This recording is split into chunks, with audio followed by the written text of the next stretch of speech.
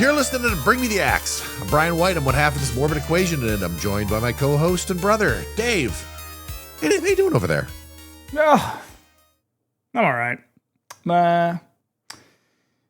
Really tired. It's been a very long weekend, very long month. We went to the night fair last night. Oh, shit. You went to Salem in October. Yeah. Elena was signing books. Okay. And so we all went and hung out.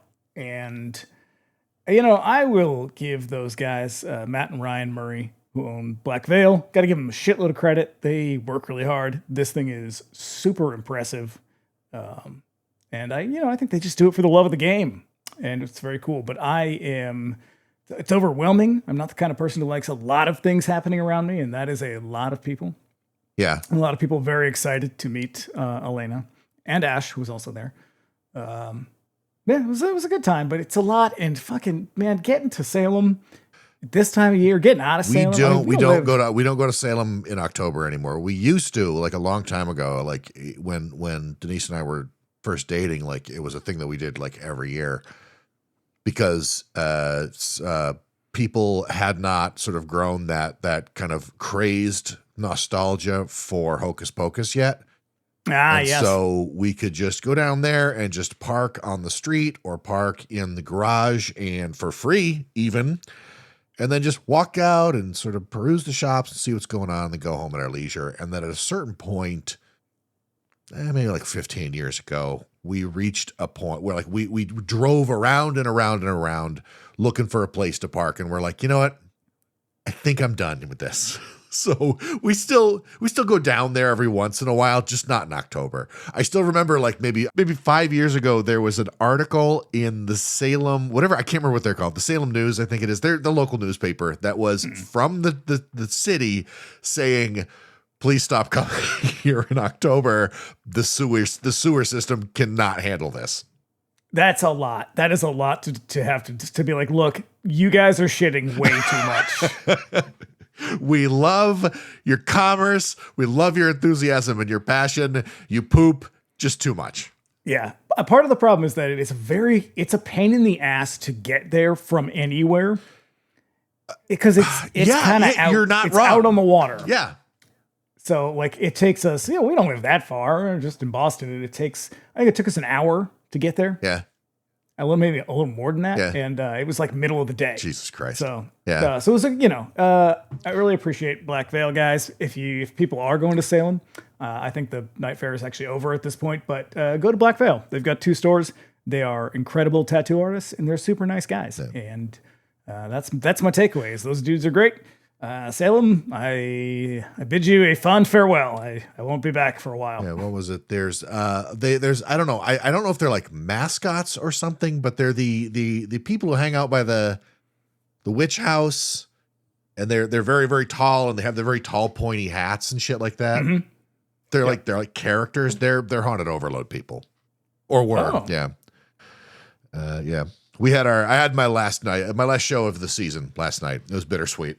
It was bitter because you hate to see it go, but you love to watch it leave.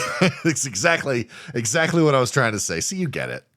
Yeah, it was fun. Yeah. Had an exciting season. I got to roll out a new character, and people fucking went apeshit for it. So I love it. It is insane that this whole month is like pretty much over.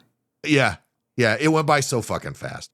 I feel like I was shot out of a cannon. I'm so overextended this month, and I'm really feeling it right now. But We're bringing our own Halloween season to a close with this very episode. That's right. Buongiorno. Enjoy, people. Manja. Yeah, so we practically grew up in neighborhood video stores, and the steady diet of utter garbage those shops provided us with continues unabated to this day. And there's no one else I enjoy chopping it up with more about trashy movies than Dave. Just before we get into it, here's a little housekeeping. If you want to keep up with us between episodes, you can also find us on Instagram at Bring Me the Axe Pod. Dave's over there at that Queer Wolf. Mm-hmm. Give us a follow. It's fun.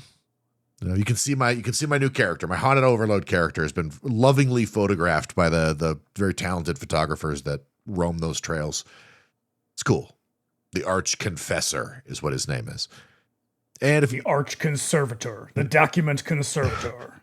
And if you don't know, we have another show called 99 Cent Rental, where we cover all manner of video store madness on the weeks Bring the Axes off. We've been off for the month of October for our little Halloween Hootenanny, but we'll be back next week with a look at Beastmaster.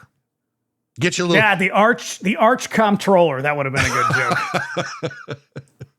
It's better late than never, you know? You landed it. You got it there. Yep. You can also contact us directly at bringmethexpod@gmail.com with any questions, comments, or suggestions. Do let us know if there's a movie that you love and like to hear us give it the business. And if you would like to support us on Patreon, please do. You can look us up over there at patreon.com/bringmethexpod. There's a couple of tiers you can join. Subscribers at the $5 a month tier can look forward to our bi-weekly X-Files rewatch pod. Do You Think I'm Spooky? That's a good show. It's a good show. It's 50% X-Files, a lot of Mulder and Scully talk, and 50% 90s history. Yep. Turns out the 90s were rocky. Yeah. Maybe a couple hints as to how we got here. Yep. Our monthly Bring the Axe Millennium Edition is also out there. You can expect that once a month, a bonus episode in which we explore modern horror movie, movies made in the last 20 or so years. Because most of the stuff that we do on the regular show is stuff, 70s, 80s, 90s. Also, Patreon subscribers, all of them, even the free tier, get access to our Discord server. Pop in, chirp at us, yak at us, have a laugh, zoot at us. What are these words that you're saying? Chirp, yap. Oh, I didn't know if these were like official terms for how you're, I don't know, scooting. What the fuck is it called? Scatting. Oh God. Yeah, paying the internet. Paying members get access to additional channels, voice and video chat, and the watch parties option, which returns this Friday as we take in Beastmaster. No, it does not return this Friday. No, it does not actually. It's up to you. I jumped the gun. No, I probably will not have the Wi-Fi to make it happen. But no, the week after. So resuming in November, watch parties back on. So once again, patreon.com/bringmethexpod. And hey, get some merch while you're at it. Oh, okay. We got some t-shirts. We got some hoodies. Mm-hmm. Things are getting cold. You might want to put a little hood, a sweatshirt on. Why not make it a Bring Me the X sweatshirt? You should. Or a and while you're there, 997. you buy the Walter Hill t-shirt. Oh, that's the new shirt. Yep, it's up there. It's a good one. It's up there for sale now. Ooh, it's so good. Go check it out. The link to our merch is in the show notes. And lastly, if you like what you hear, you can subscribe to us wherever you get your podcasts. We're on YouTube. Search us by name. Subscribe if you prefer to consume your podcast that way. And you'd be doing us a favor by leaving us a 5-star review on Apple Podcasts and Spotify. So please do that as well. We appreciate your input. If you never know what to say to us, here's what you do. Tell me about your local cryptids. Okay. I have been in need of spooky stories for a certain podcast that I write for. And I am just fresh out of ideas. And so please, listener, bring to me your spookiest stories. But there is a caveat. I'm going to ask that you give us a 5-star review and put it in the comments. There you go. Listen, I'm going to give you an example right now. Dr. Tom Benton. The demon, one-armed demon. The demon doctor of Mount Monadnock. And he only had one arm. Did he? I've never heard that version of it. Yeah, there's something about a trail of blood in the snow. Because his arm got ripped off by a train. Either it got ripped off or cut off or something like that. Yeah, I've not heard that version of it. I've heard the version that he's like Dr. Satan from House of 1,000 Corpses. Yeah, that's a bold claim. Yeah. I just want to get all that out of the way right at the top of the show because this one's going out to a listener. This episode is dedicated to Brittany. Okay. Who sent us an email several months back that we both found quite moving. It really kind of cut to the core of what we're doing here. And a sort of weird, intimate power of podcasts. And it was seriously validating. I'm glad that we could be there for you, Brittany. Here's here's the creepy creature picture that you asked for. Yeah. This one is about bugs. I am sure you will appreciate it. And a monkey with a razor blade. Because this movie is a fucking smorgasbord. It's a whole lot of ideas sort of thrown together into a bucket, kind of mixed around. Let's give them the trailer.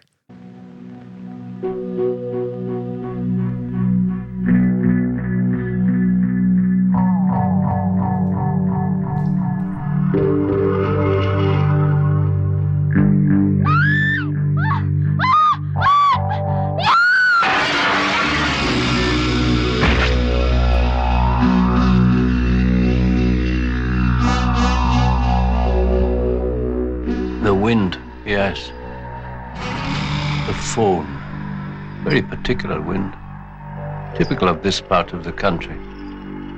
It comes from the Alps. The blasts of warm air cause snow avalanches. While it blows, there are those who say it causes madness.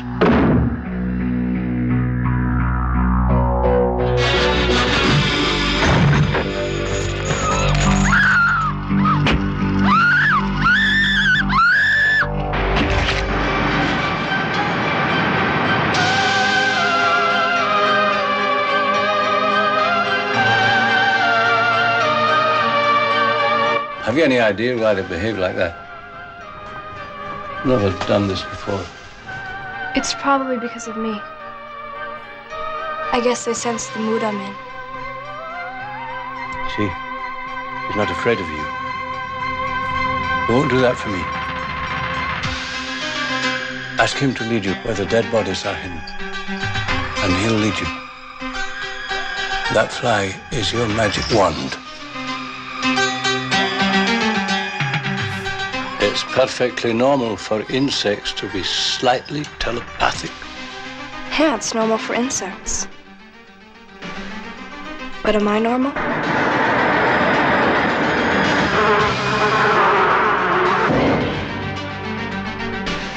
I love you.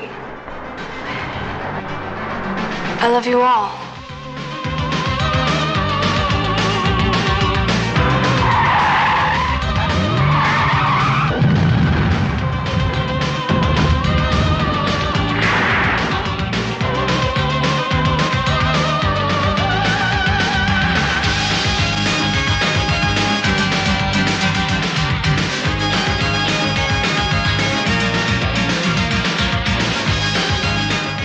There it is, Phenomena. Woo! Hey, if you like misogyny, you are in luck. By God, I got some.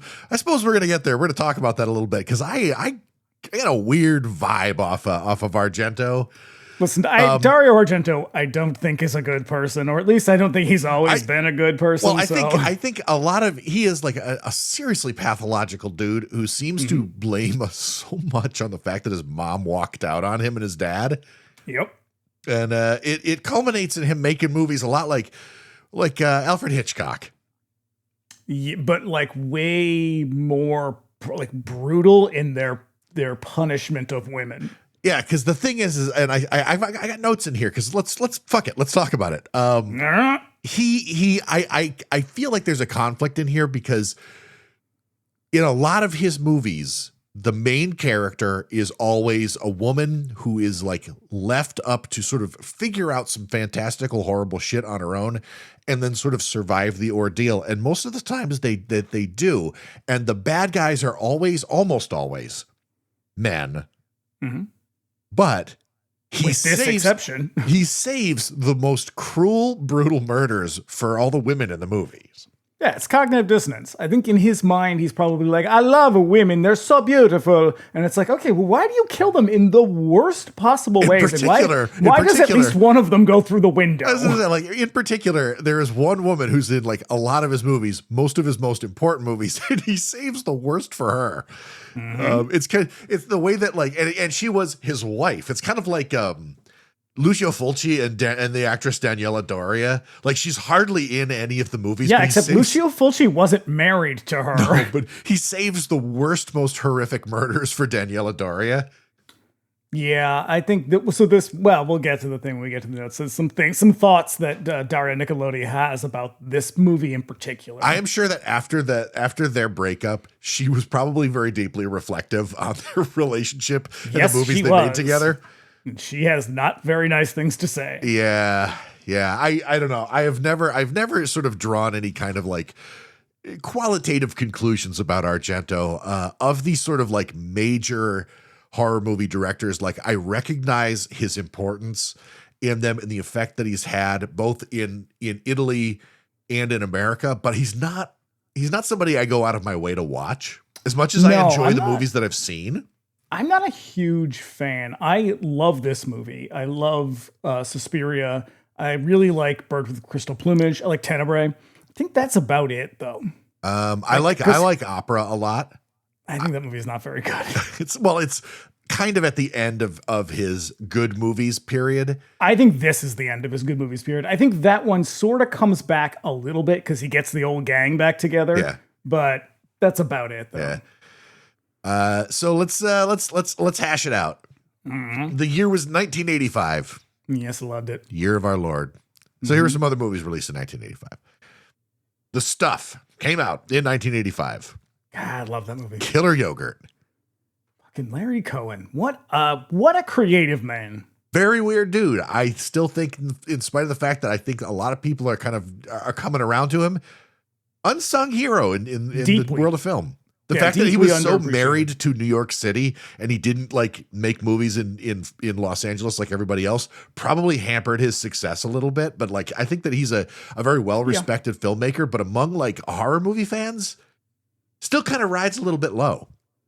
Yeah, because his shit is not necessarily always horror. Like he does a lot of horror. He's very culty. Like his movies are cult films. They're super weird, man. Yeah, they're weird. They're grindhousey a lot of the times. Like they're cheap. But he was so creative and everything had like a message to it. And, you know, it's like white guy 70s East Coast message, but like, you know, it's shit about like, hey, let's not be mean to black people. Yeah. Let's not let corporations exploit everything that we do and are. And then somehow, somewhere in the mix is God Told Me To. I fucking love that movie. Might be my favorite one of his, yeah. I think I put that on the schedule for next year. Oh, fucking fantastic. We also got Day of the Dead in 1985. That's my favorite of the Romero movies. Not me. It's my, of the trio, it's my least favorite. No shit. It's my favorite of the bunch. Yeah. Speaking of zombies, Return of the Living Dead. Yes. Yeah. Do you want to party? Of course you do. Go back and listen to our Return of the Living Dead episode. It's a good one. It's party time. Yeah. Silver Bullet. Speaking of other episodes, Go back, listen to our Silver Bullet episode. Or don't. I mean, it's up to you. And rounding it out, another episode of ours, Reanimator. Yeah. That one, I'll tell you what, I was expecting something better. It had been a while since I'd watched it, and I was like, that's Reanimator. It's definitely one of the movies of all time. Like, that is a movie. So, as we said, our director is Dario Argento, one of the genre's greats, a dude who needs no introduction, but I'm going to do it anyway. I'm going to tell you something before you get to him. I think Dario Argento's mystique, his influence, is arguably bigger in the U.S. than it is in Italy. Really? I've no way to really sort of gauge that. Because this is going to be the last time anybody in Italy really cares all that much about what he does. No shit. Mm-hmm. Because this is, I'm going to save it for once we get into it, but like mostly because of the way that he makes movies, the way that he sort of puts himself into the movies, there was a kind of low level moral panic in Italy surrounding his movies and and like himself as well. I think people maybe, so he is, for those who don't know, he worked under Mario Bava. Mario Bava was, I guess you would say, is the first horror filmmaker in Italy. I mean, right? Yeah. Him and Riccardo Freda make I Vampire. That's the first movie. And he goes off from there. They do The Girl Who Knew Too Much, and thus the Giallo was born. I love that movie. John Saxon. Mm-hmm. So he works under Mario Bava, and I think people maybe expected him to be more like Bava, and he is in some ways. His movies are way more fantastical, though. Way more ESP. Yeah, he's more Stephen King than Edgar Allan Poe. Like Bava is very subtle. I mean, not aesthetically, his movies are usually quite beautiful, very, very colorful. He is essentially where we get this idea that Italian films are big and colorful and all that. Yeah. But I think there's such a big divergence eventually when he goes on to make his own movies where they're not like Bava at all. They're not mysteries. They're not thrillers. I would say at first, Four Flies in Gray Velvet, Bird with Crystal Plumage, both very Bava-esque giallo. But even Cat o' Nine Tails is between those two, and that one is pretty horror. Yeah, but yeah, it's really when he gets to Deep Red is when he's like, oh, I don't have to do Bava. I can just do my own movies. Yep. Yeah. And he does, and sometimes they're good. Sometimes they're very not good. Right. There's a remarkable quality decline in the late 90s that is even the most generous film critics are like, what the fuck happened to Dario Argento? Yeah, the card player. Oh, do you like Hitchcock? Ooh, that one's the worst. Yeah. I would say Dracula's the worst, but yeah, it's up there. Yep. He was the son of a filmmaker and a photographer. He started out with writing credits on movies like Every Man is My Enemy and Today We Kill, Tomorrow We Die. Fucking two movies that sound like Troy McClure titles. That is a fantastic title. God damn it. Italians, if nothing else, and there are lots of other things, but if nothing else, they are great at titles. To live like a cop, die like a man. Rome, armed to the teeth. That's right. The Cynic, the Rat, and the Fist. Yep. So then he moved into a career in direction as the heir apparent to the Mario Bava empire, beginning with his 1970s Giallo, The Bird with the Crystal Plumage. And then he quickly found his legs with Profondo Rosso, ostensibly the greatest Giallo ever made. A movie that had a major effect on the development of Halloween, John Carpenter's movie. And then he follows this up with Suspiria and Inferno, making possibly the best 1970s run of any director ever, and in yet an impact. Steven Spielberg begs to differ. And then in yet another impact made on the American horror market, Argento approached George Romero to produce Dawn of the Dead. Back in the early 70s, he saw Keith Emerson stab his synthesizer with daggers and decided that his own movies needed that kind of violent progressive rock and brought him the band The Cherry Five, who became Goblin. Unfortunately, he also relied on Keith Emerson sometimes, and Keith Emerson, kind of a piece of shit. I don't really know much about Keith Emerson.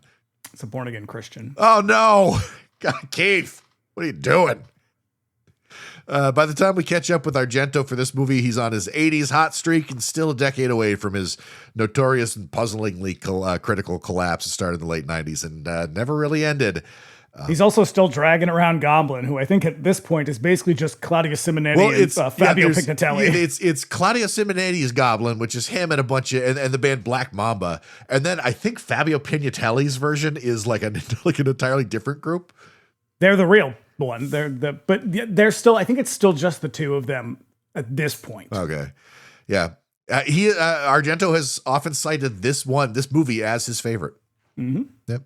Our cast. This movie is fucking insane. It is crazy. I you know what? I think it might be my favorite. It's great. It's a glorious, unfocused mess. It is just dumb as shit. So charming. Yep. Our cast includes Jennifer Connelly, coming in with a real kind of Brooke Shields vibe. Yeah, I think the Brooke Shields vibe is probably intentional, and I don't want to dig any deeper. Yeah. She's one of the most consistent actors since her first role in the 80s. She kicked off her acting career, not in like television commercials and like other low budget stuff. No, she appeared in Sergio Leone's Once Upon a Time in America. Mm-hmm. Yeah. And then she kept the Italian movie ball rolling by appearing in this movie. And then immediately following it up with a movie that sticks out in 80s kids' minds opposite David Bowie and Jim Henson's Labyrinth, which is quite an 80s run for an actress who wasn't even 18. Meh. We've also got Donald Pleasance. Ooh, he is just giving you the absolute least in this one, isn't he? He was like, I'll do it, but I'm going to play a disabled character, so I'm going to be sitting down the whole time.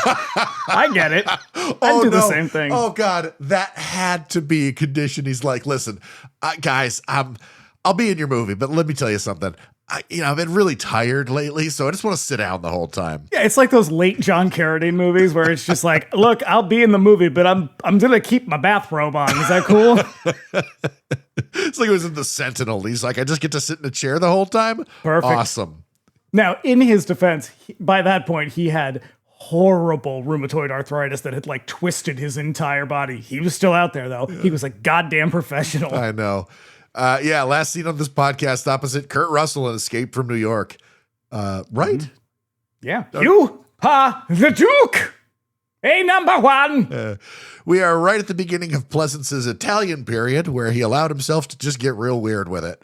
I have no idea.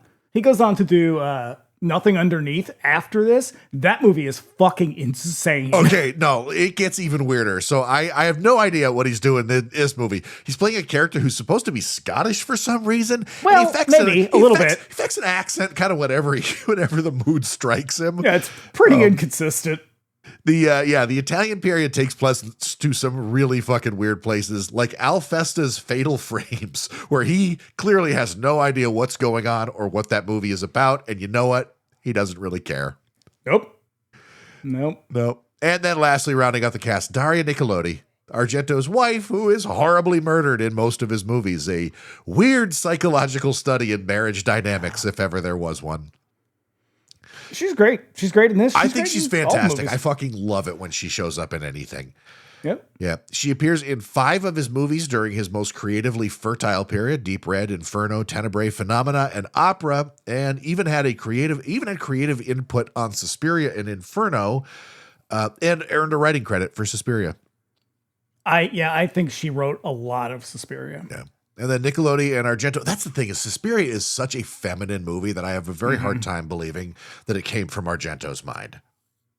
Yeah, there's a lot of weird shit like that would happen. Like when they made Inferno, a lot of Inferno was shot by Lamberto Bava. Okay. Because Argento had like some horrible flu or something. Oh, right. That knocked him out for like a month and a half. And so they split it between like him. I can't remember who else. I think we talked about that a little bit when we did Macabre. Yeah, probably.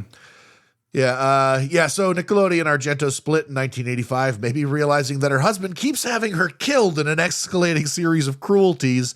And then her career extends beyond the Argento verse, but I haven't really seen any of those movies, so I can't really comment on them.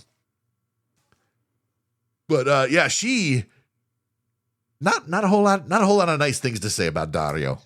Nope. They finished this movie and she was like, I am never going to work with him again. But then she did. Did opera with him. She did one more time. She gets shot in the fucking face through a peephole. That's opera, right? Yes. Yeah. I think by this point he had cheated on her a bunch of different times. Which is crazy because Dario Argento, not a sexy gentleman. No. And Daria Nicolodi, a very attractive woman. Very attractive woman. Obviously there's more to relationships than that, but hey, man. She was basically like, she hates this movie. She thinks it is extremely ableist, which it is. She says that it has a lot of like negative depictions of people with disabilities, which it does. Yep. And it's just weird. And I think she is also maybe keying in on something that a lot of us can acknowledge but don't really want to say or talk much about, is that a lot of his movies involve younger women. In this one there were a couple of times when I was watching this one, I was like, I wonder how old Jennifer Connelly was when she made this. And I looked it up and I was like, she was like 14. Yeah. And like, there's a lot of her like running around in like skimpy nightgowns and shit like that. Yep. Yeah. Same. I mean, his own daughter is in this. And and she's got some weird shit of her own going on. Yeah. So there's I think there is a lot of this sort of like, I didn't like that. It's not like Klaus Kinski stuff, but like just stuff where it's like, oh, you're being kind of a creep now. Yeah. I mean, definitely keeping up with those Hitchcock comparisons. Yeah. So we got a couple of taglines. All from Creepers. Yeah, they are, because I think the poster was just like un film di Dario Argento. Yeah, I don't think Phenomena has any taglines. No, but from Creepers, these suck. Here we go. Jennifer has a few million close friends. She's going to need them all. Boo! Stupid tagline. Oh, and they don't get much better. Here's another one. A special girl with special powers and very special friends. I mean, they're not that special, to be honest. No, it's a bunch of fucking flies. Yeah, they're just bugs, man. Yeah, here's the last one. It'll make your skin crawl. Bah. Yeah. This was released in America as Creepers with a couple of killer posters and video boxes. The poster is commonly found as Jennifer Connelly's face with a hand sort of superimposed next to it holding a handful of insects. The Creepers VHS art turned half of her face into a rotted skeleton, and that shit really stuck out to me on the shelf when I'd browse the horror movie section. Yep. The U.S. cut of this has about 20 minutes. 20 of the fucking original minutes were cut missing. from this. So that's here's my next note. Creepers was picked up for U.S. distro by New Line and had 20 minutes cut to get it. I think it was just to get it under 90 minutes. Yeah, probably for television.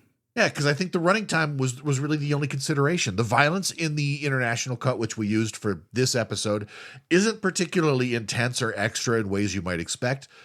Yeah, there's a couple of minutes that are But they're Frau Bruckner's death scene is in the fucking Creepers version. Mm-hmm. That's pretty ugly. The lady getting stabbed in the head with the spear, that's in it. Yeah, weird. Yeah. Because what's the international's, 110? 110 minutes. Yeah. So my guess is that it's for TV. I think, literally, they just wanted to get it under 90 minutes. Yeah, I mean, this is right in the middle of the VHS television licensing boom. Yeah. So the guy who did the editing on that version was Jack Shoulder, who was simultaneously directing Nightmare on Elm Street 2 for New Line. Did a terrible job. Yeah. He was a real asshole. F-. Mm-hmm. Hey, Jack, if you're listening, fuck you. Go to your room. Go to your room and reflect on your mistakes. You ruined this movie. You ruined nearly tanked Nightmare on Elm Street. Mm-hmm. You fucking dork. So, so a listener pointed this out to me. And then I actually found some references to this. Have you ever heard of the PlayStation game Clock Tower? Yes, vaguely. I rented it when it came out, and I played it a bunch, and I couldn't really get a feel for it. I couldn't understand what was going on. It's a very vague game. I guess it's super cult. A lot of people like it. I might have to find an emulation of it and try it out again. But it was heavily inspired by this movie where you play as a girl named Jennifer who spends the whole time kind of running around this mansion, hiding from a horribly deformed boy with a giant pair of scissors. Hey, is this a Japanese game? Yeah. Yeah, sounds like it. That's like you just described all of their games. Yeah. And then a fairly common plot point in forensic mystery movies and TV shows today. This movie's use of insect studies and murder investigations was pretty novel at the time. This is all stemming from a news report that Argento heard detailing an Italian murder that was solved in part with the use of insects and their interactions with the remains of the victim. And then he was so fascinated by that he bought a book about that very topic, and it led directly to the early drafts of this movie's script. And that sounds very fancy. All that really means is that they use insects to determine how long a person has been dead. Yeah. And just based on insect activity. But like the way it gets described is like, it's a magical process. No, it's not. I think it's pretty obvious that it's just like you can look at the sort of like the state of like what insects are on it, what sort of like insects have been in it, and be like, okay, this person's been dead for probably about 3 months. There's also a lot of other weird stories about the inspiration for this, like something about Nazis triumphing in World War II. That's my next point, because I think that there is something to that. I just don't understand why it's discussed. Because I have always sort of detected a sort of weird tone of fascism in the movie. There may be something to that because of where it's set.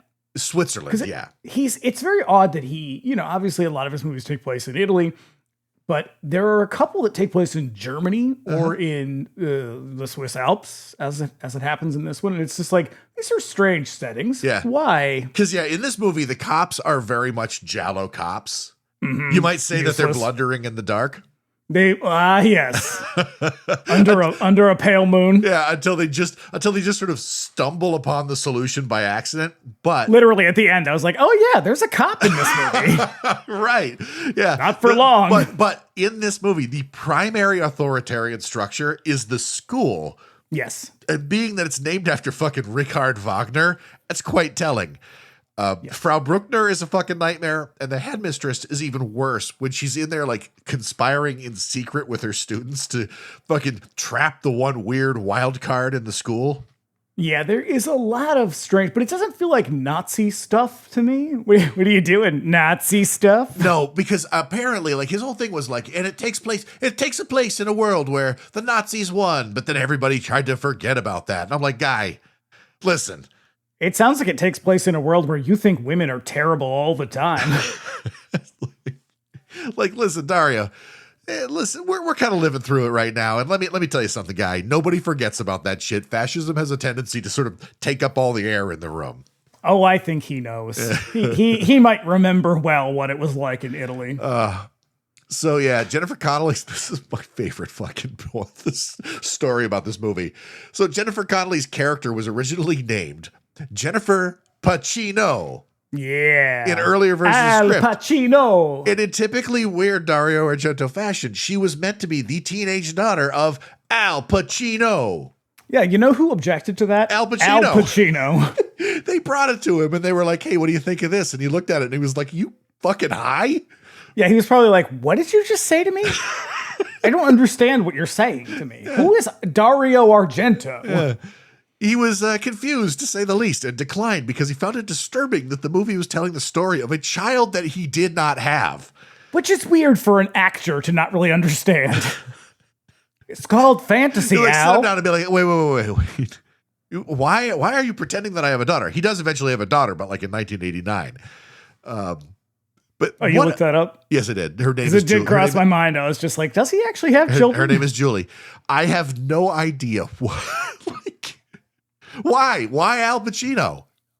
Because Dario Argento's a fucking weirdo. I think that's the answer. Is Dario Argento is just intrinsically strange. It sounds like he gets things in his head and he's like, gotta be this way. Yeah. This is the only way to do it. Which, hey, I get it. I have ADHD. It's the way it works. So consistent with Argento's other movies, his hands are the hands you see in Giallo Vision when the killer is about to kill somebody. And the morbid Freudian nature of his movies and these qualities where he's always inserting himself into the story, often in the killer's hands, led Italian movie critics to cast a strange eye on his movies. And I'm not really sure how to articulate the sentiment, but it often felt like the critics were accusing him of being murderous by proxy. Becomes kind of a central plot element to the movie that follows this one, Opera. Yeah, there is a lot of like very literal, and I don't know, maybe it's just the time, because you know who, fucking Siskel and Ebert do similar things where it's just like, well, if people just want to go and watch women get cut up, and it's like, hey, my dude, these movies are not real. You know that, right? Right. I mean, I don't want to dismiss. At the same time, I do kind of feel like Argento is working some shit out on film. Oh, yeah. Like, I don't want to dismiss misogyny and sexism and all the horrible shit that we see in movies, particularly from this era. But, like, at the same time, it's like everybody needs to take about 15% off right now. Yeah. Yeah. Oh, boy. Special effects are all by Sergio Stivoletti, who's arguably Italy's... What's that? Sergio Stivoletti. Stivoletti, who is arguably Italy's answer to Tom Savini. He is an extremely innovative effects guy who entered into the Italian film industry as a fucking medical student. And they asked him to they had some early stuff to do, build some props, make some I believe he's the one who does the motorcycle thing in Demons. Della Morte del More. Oh, right. Yes. Yep. He's working on movies like The Scorpion with Two Tails, creating the nasty ass special effects for the movie Demons, The Church, Cemetery Man, and he kind of rules. Yeah. Here's the thing about The Scorpion with Two Tails. It's not a good movie. I watched it a couple weeks ago. Great fucking poster. Yes, it does. I just recently watched because Steve Letty eventually directs a bunch of movies. I watched his movie, The Wax Mask from 1997. It's the Wax Museum. Mm-hmm. But wicked gory, also super horny. I love that. There was a period where Italians are like, here are the things we want. A ton of sex and a ton of violence. And we're going to put them in the same movie. And sometimes they're going to happen at the same time. And it's terrible. And yet sometimes it's exactly what you'll need. You know what it is? It's operatic. It's that opera shit. It is.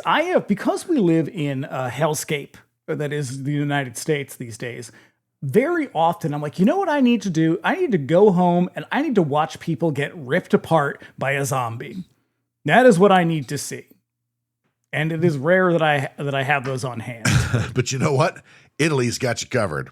I have a lot of films, and I never seem to have exactly what I'm looking for until I watch Rats, and then I was like, yes, this was what I wanted. For me, it's Dr. Butcher, MD. Fucking love that movie too. Stay tuned for that. I think that is on next year's. Oh, that calendar. movie is fucking fun. The score is often credited to Goblin, but at this point, I don't think there really was a Goblin anymore. No, it's either just two of them or just the one of them. I believe in this case, Claudio Simonetti on one track and Fabio Pignatelli on another one. Yeah. Like they were not composing at the same time. I might be wrong about that, but I think that they do some tracks together. Right. Yeah. And so, And I think that because of the fact that like it was, first of all, at this time, Simonetti is like up to his eyeballs in fucking Italo disco. And it's all so good. It's so fucking good. Oh my God. This might be my favorite Goblin record. This or Tenebrae is my favorite one, but I think one Tenebrae is the last one they do together. Super fucking Italo. Mm-hmm. But I think the fact that like they're kind of like, obviously the fact that there really isn't a Goblin and these guys have very spotty availability is why the rest of the soundtrack is padded out with like Motorhead and Iron Maiden. And it is some weird fucking choices for when they drop these songs in. Oh, and they're so loud. The audio mix is nuts on this movie. Yeah. Yeah, incredibly jarring. Also similarly featured on the soundtrack to Demons, which also came out in 1985, featuring songs by metal bands plus Go West. And also, for some reason. Also Simonetti and Pignatelli also performing alone under the Goblin name. The theme song for this movie. For Demons was just Claudio Simonetti. I thought it was Goblin, but all right. I concede. But yeah, the theme song for this movie. That is also a great record. The theme for this movie fucking rolls. Whips ass. I love it so fucking much. It has no lyrics, and I have been singing it for 2 days. Yeah, so great. So good. Okay, we're gonna get a fucking copyright hit just for that. Ah, Jesus. I know. Hey, you know what's super interesting about this movie that I did not know going into this? What's that? All the costumes, Giorgio Armani. Shit.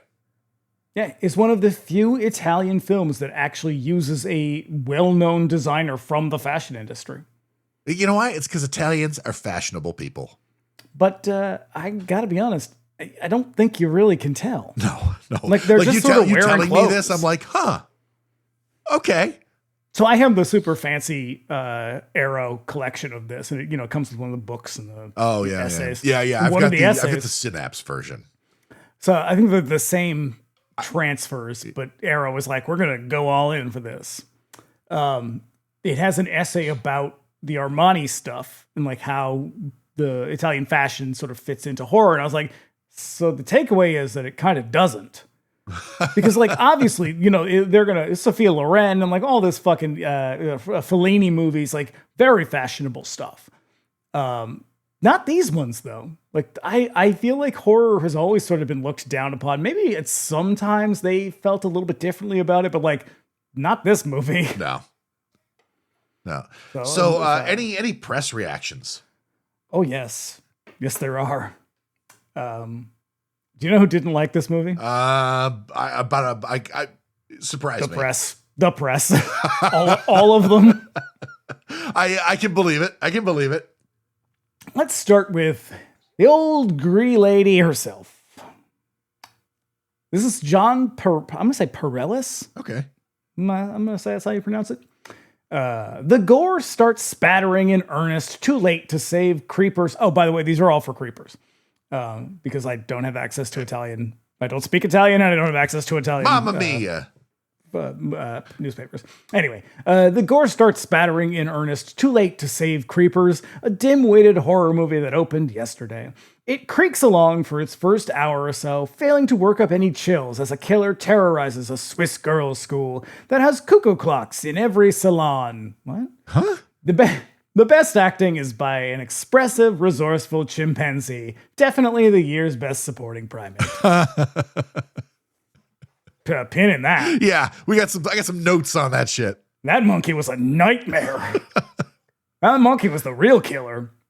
Here we have Rosemary Breslin of the New York Daily News, the old gray lady. Creepers attempts to rise above mediocre low-level horror with Giorgio Armani wardrobe, but Dario Argento has come up with an unimaginative film that unabashedly, but not effectively, steals from other horror movies. I'd like to know what movies Rosemary Breslin is watching, because this movie is fucking bananas. Yes, it's out of control. And we have the Newhouse News Service, which I think is like a wire service. All right. This is Richard Friedman, the old gray lady himself. Though it suffers from dubbing, Creepers is both eerie and disturbing, as any real horror show should be. But be patient. Ultimately, it delivers the goods, and for the cognoscenti of Italian cinema, has the benefit of displaying the talents not only of Argento's wife, but of his daughter, Fiore, and Marcello Mastroianni's daughter, Federico, as Jennifer's school chums. I'm going to go out on a limb and say Dario Argento's daughter and Mastroianni's daughter, not very good actors. I feel like placing a lot of emphasis on these very small side characters. Yeah. Both of whom get killed pretty quickly. And finally, from the IMDb user reviews. The headline is, worst film I have ever seen. Wow, okay. Probably. Give it to me. Probably. I found this DVD in a bargain bin for £5.99.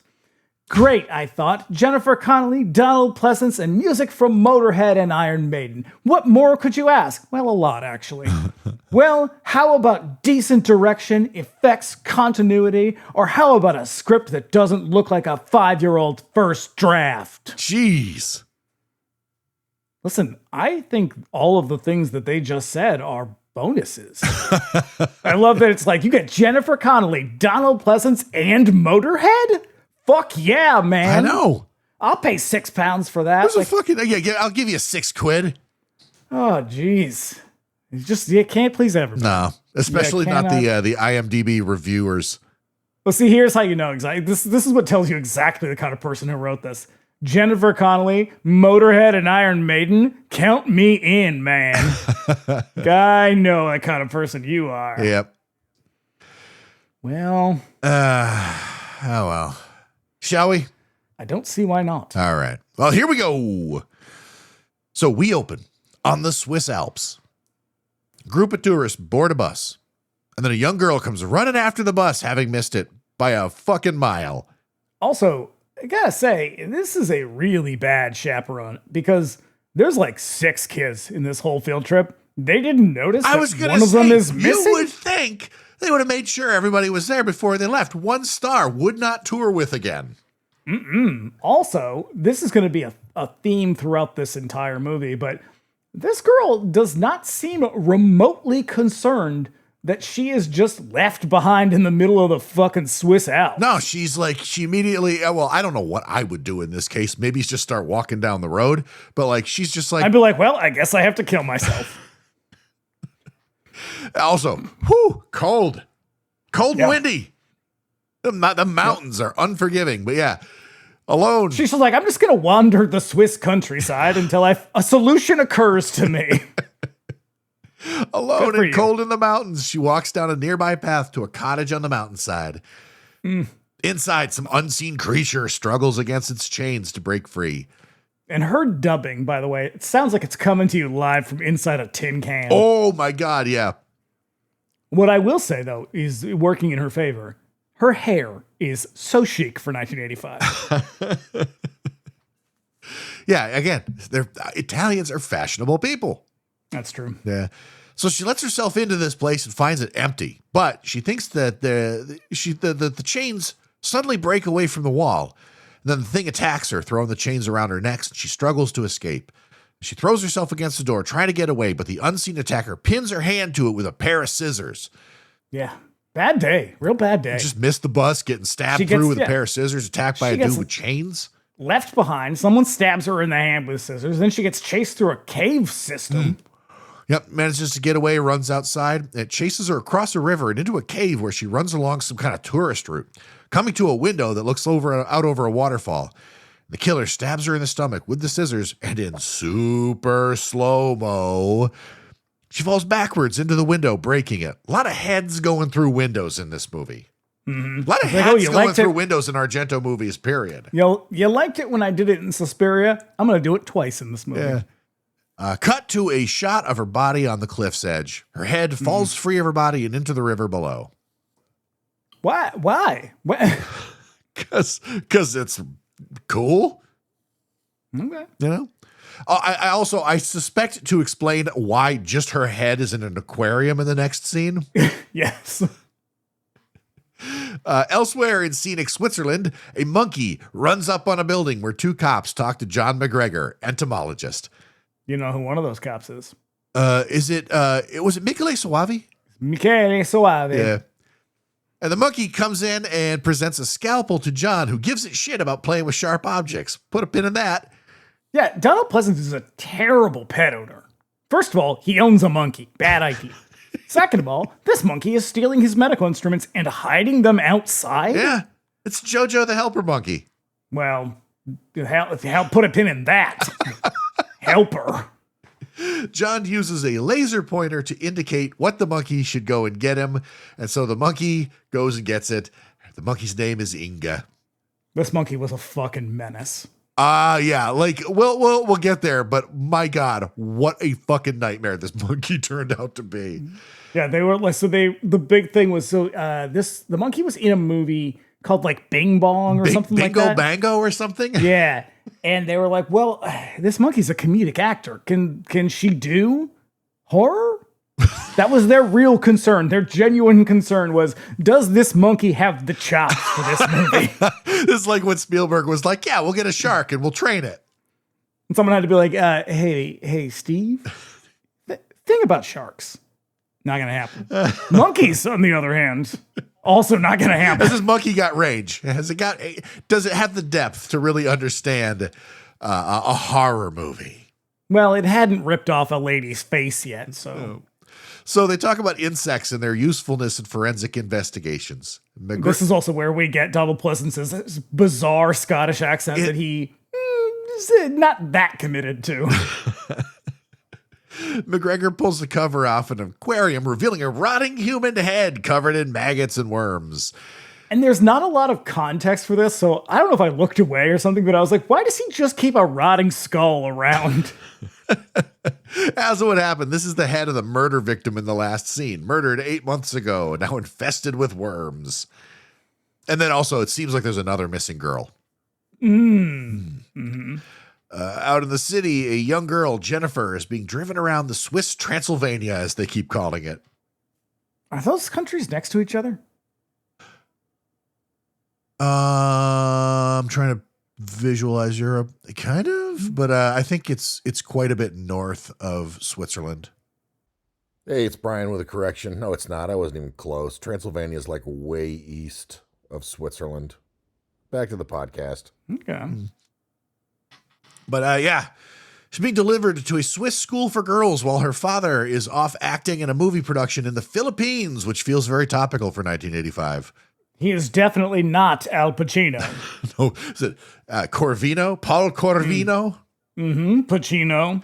Her chaperone, Frau Bruckner, chats away while a bee walks across Jennifer's hand. She's like, hey, you're going to love our school. We speak English, not like those other savages. You have to learn fucking Italian. And then in the meantime, Jennifer Connelly is like petting the bee like a dog. Yeah. And then, she freaks out when she sees it, which causes the driver to also freak out. And then she gets the situation under control and strokes the bee lovingly, explaining that she just loves all insects. Mm-hmm. And then for some reason, they decide we're just going to drop a VO narration in here for no particular reason. Because it never comes back. Also, sounds like it's coming from the inside of a tin can. Mm-hmm. A narration then explains that she'll be going to school at the Richard Wagner School for Girls. A good person. Love Jews. She unpacks while her roommate smokes. because it's Europe. God damn it. This is the beginning. This scene should tell you everything you need to know about what is going to happen in the rest of this movie, because this is probably the weirdest scene in the whole fucking movie. I don't know. I'm going to say the weirdest scene is when a girl stands up with a shirt that just says Bee Gees with Andy Gibb's face on it. Well, that's the best scene. The difference. Barry Gibb. Yeah, so Jennifer Connelly stands. She gets in the room. Before, she has not even introduced herself to this girl, and she's like, "God damn, I'm starving." And she's like, "Well, my parents were here recently, and they had my baby brother with us. Yeah. And they left gives her behind fucking this jar baby of baby food. food to eat. And she's like, "All right, well, I can eat this baby food. Hey, do you have any spoons?" Nah, of course we don't have any spoons. Don't worry about it. I've got a toothbrush. I'll use that. You know what? I take back my comment about the Bee Gees shirt. You're right. This scene is fucking crazy. Get a fucking sandwich. Why are you eating baby food with a toothbrush, you lunatic? Oh. And then she goes, it tastes like cat food. How do you know what cat food tastes like? Why is this happening? Then she says, "Oh, by the way, I'm Jennifer." All of this has happened before she's even told her name. Oh God. And then here comes the surly headmistress to give them both a hard time and take Jennifer's poster of her father away. This is like if Ilsa, She-Wolf of the SS, was like in charge of a school for girls. I mean, you could argue. So Jennifer then explains some sad shit about how her mother walked out on the family, literally. I'm sure a story that actually comes from Dario Argento. Yeah, give me a second. We'll get there. I am sure Sophie, the roommate, was sorry she asked about her father, but she's also really helpfully offers up the info that there's a maniac on the loose just killing young girls. Mm-hmm. Yeah. Apparently, the story about the mother was the story of Dario Argento's own mother, who pulled a going to the store for cigarettes and then never came home trick. Certainly explains a few things about the way Argento thinks about women. His movies are about as Freudian as a movie can get. And then, so they do all this, and at first, the roommate, whose name I can't remember, she's like, "You know Al Pacino, or whatever the fuck his name is? Did you go to bed with him?" And I was like, "What the fuck? Italy, come on, get it together." No words. And then the girl's name is Sophie. She's like, "Oh, and then Dad made this terrible, tacky joke about this obviously traumatic moment. It was all fine. Don't worry about it." He was like, "I never liked that bitch anyway," or something like that. And then, before she's like, "Oh, by the way, there's a brutal serial killer on the loose, and he's killing girls just like us. Good night." Yeah. So that night, understandably, Jennifer has a nightmare. A girl runs in terror through the woods towards the school, set to the tune of Iron Maiden's Flash of the Blade. So played fucking great. Really, really loud. I was not expecting it. It was like blasting. I'm like, look, I like this song a lot, but I always remember that song being in the, I get it confused. I remember Flash of the Blade being in Demons, at the part where he gets on the bike and rides around the movie theater killing all the demons. That's a different song. No, that's the Accept song. Yes. And so, I was thinking of this. Yeah. Flash of the Blade. Hope you like it. You're going to hear it again. Yeah, you get to hear it again. It's a fucking great song. Fucking fantastic song, man. My note is, apropos of nothing, here's a girl being chased by a killer. Because they're just like, moving on. Yeah. She lights some candles, and close up we see the killer presumably assembling what looks like a chrome-plated spear. So here's the thought that I had right here, where I think the biggest influence on this movie is the ascension of MTV. Yes. The way that they're dropping this music also, in, and the way music video directors are starting to make their way into the features world, and features directors are being asked to make music videos. Yeah, and like this, so there's going to be a couple dream sequences, like sleepwalky dream sequences in this movie, and they always play out like the video for Total Eclipse of the Heart. They make no fucking sense, and yet at the same time, they're extremely literal. And the music is just blaring. And I was like, oh, that's right. We are peak MTV at this point. Who directed that song or that video? Oh, I don't think anybody. No, I mean, clearly nobody. No, I think it was. It's it's Russell Mulcahy who did that one. So I was going to say the guy that made the one we watched. Yeah, Highlander. Yeah. So Jennifer wakes up, or does she? She has visions of a weird white hallway with black doors and seems to sleepwalk through the school and up to the roof, where she comes upon a window. And inside the room, the girl we saw running in her dream busts in through the door, all bloody and shit. We don't see the killer, but she's stabbed suddenly, smashes through the window with her face. And then the killer stabs her in the head with a spear and comes flying out through her mouth to Jennifer's horror. And Jennifer is going to be, much like the girl in the scene at the beautiful Swiss chalet, Jennifer is going to be very sort of unaffected by anything. In this, in this case, she is sleepwalking.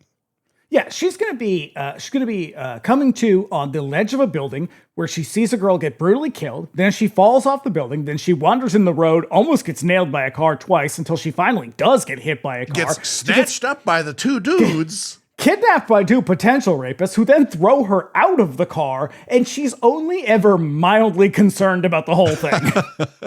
It's quite an adventure she just had. Like, she can't find her keys. That's the level of concerned she is. Still sleepwalking, Jennifer turns to go back to the ledge, but the ledge gives way. She steps off into thin air, and then her nightgown catches and breaks her fall, and she slips down into the bushes. Still sleepwalking, she wanders out into the streets and gets clipped by a passing car. The driver and his buddy get out and find that she's okay somehow. What was that episode of The Simpsons where Homer takes the... Someone give me a ride or everybody dies. Takes the sleeping pills, and then he like goes out at night driving around with Milhouse and Bart in the car? I don't remember that. He wakes up suddenly and he sees Bart and then Milhouse and then Nutmeat on the dashboard. I think you lost me. Took a while, but Oh, my stomach is groaning with walnut meat. Come on, just one more. What? My car? Millhouse? Not meat! Oh, anyway, it's like that is what I'm saying. So the guys that pick her up, one of them will come back later. Oh shit, really? Yeah, he is Mastroianni's daughter's boyfriend. Okay. So yeah, the dudes pick her up and they put her in their car. I don't know what they're doing. Maybe I assume they were taking to her hospital or something like that. So they are. I did not want to fall back on that because that seemed really fucking dark, but I can see how you could come to that conclusion. Well, I don't think that's actually what they're going to do. I think they do because they kind of hit her a little bit, or she whirls into their car or whatever she's doing. And they're like, oh my God, this girl is obviously in trouble. So they're like, put her in the car. I think they're trying to take her to like either back to wherever she lives or to a hospital, but she's like flipping out. Yeah, she's like struggling because she wakes up in the front seat with two strange guys. And the guy's like, hey, just listen to me. Yeah, they're driving a little fucking like a tiny little sports car. It's Italy. Come on. Ciao. So yeah, all of a sudden the passenger door opens and she just tumbles out of the car and down an embankment. And they're like, well, you know what? Good fucking riddance. And I get it. This rescue attempt is turning into a real hassle, man. Maybe we should just let this ride. I mean, it's like that lady who, I don't know if you've ever heard that story. Like, she got kidnapped. She was like hitchhiking. She got kidnapped, and the guy like cut off her arms. Oh shit! I knew you were going there. Yes, I've heard and that. Like one. kicked her off of survived that story. She did, and she like drags herself up to the road, and she sees a car coming by, and it's got two younger guys in it, and they just keep driving because there's a woman standing there with no hands. I'd be like, ma'am, I can't help you.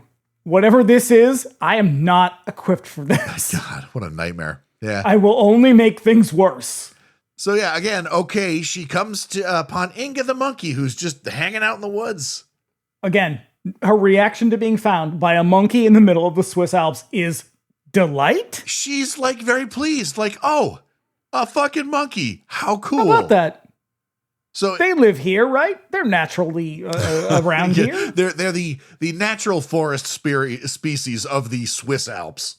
The Swiss Transylvanian Alps, which are a thing, apparently. So Inga takes her back to the institute where McGregor looks her over to make sure she's okay. Turns out she's been having a lot of these sleepwalking incidents. They chat, and he explains that he teaches entomology, which she just loves, man. And he says, You remind me of Greta. And I have a note that says, Jennifer, whenever a man says, you remind me of, that is a big red flag. You need to leave. Yep. She used to come by and help out at the Institute. But then she stopped coming by, though, and Jennifer just assumes that the killer got her. Yeah, and hey, they're about the same size, same stature. Why don't you put on some of her clothes? Hey, Jennifer. You about a size 14? Exactly. Jennifer, second red flag. When he gives you his dead girlfriend's clothes and asks you to wear them, you gotta go.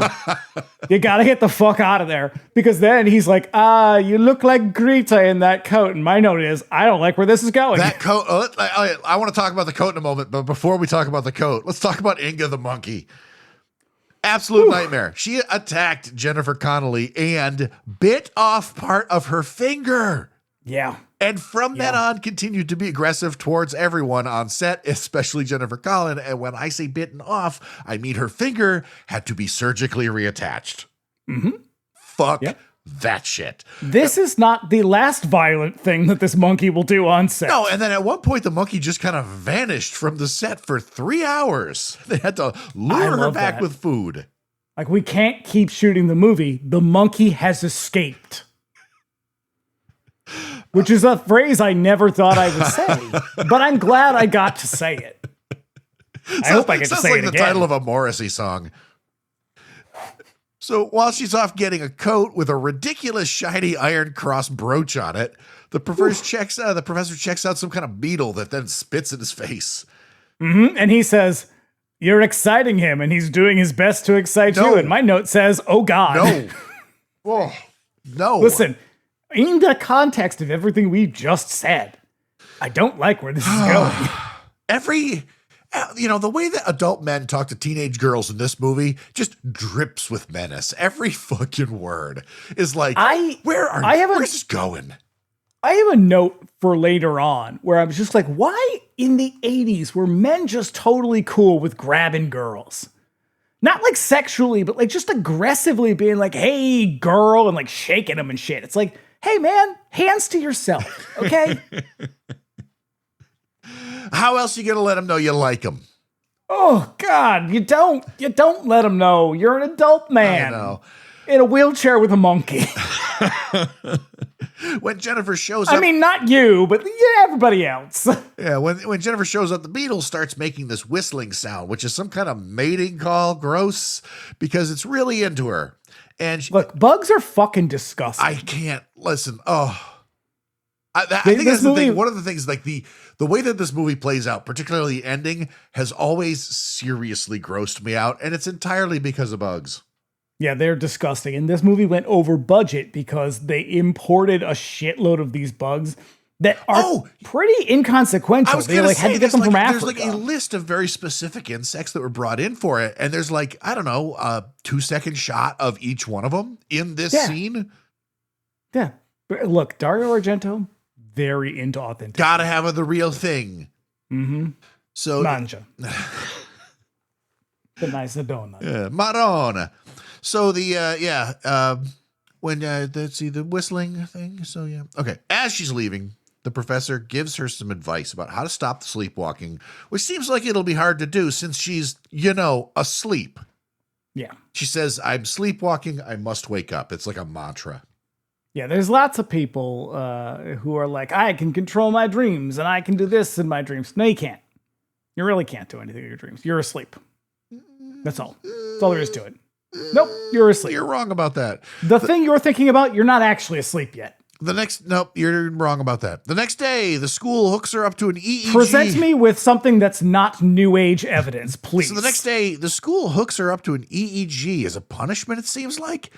The doctor, with a ridiculous accent, insists that they have a look at her brain because the sleepwalking could be the first step to schizophrenia or an emergent new personality. This is a very, very unusual response to sleepwalking. She's sometimes. like, hey, man, it's not a big deal. Like, this is just a thing that happens. And the doctor is like, no, you're schizophrenic. Also, emergence of a new personality. What? Yeah. What is happening in this scene? It's like the scene in Return to Oz where they're like torturing her. Oh, yeah. They fire it up, and she starts to remember everything that happened to her last night, including the murder victim, and pulls the EEG crown off and then just kind of leaves. Yeah, she's like, fuck you guys a lot. Yeah. I'm out of here. Then she calls up her dad's lawyer. Her dad's lawyer? Well, Morris? Here's the thing. I'm kind of assuming that he's her lawyer. She doesn't Now, say as much, but how do we know that she's her that? dad's lawyer?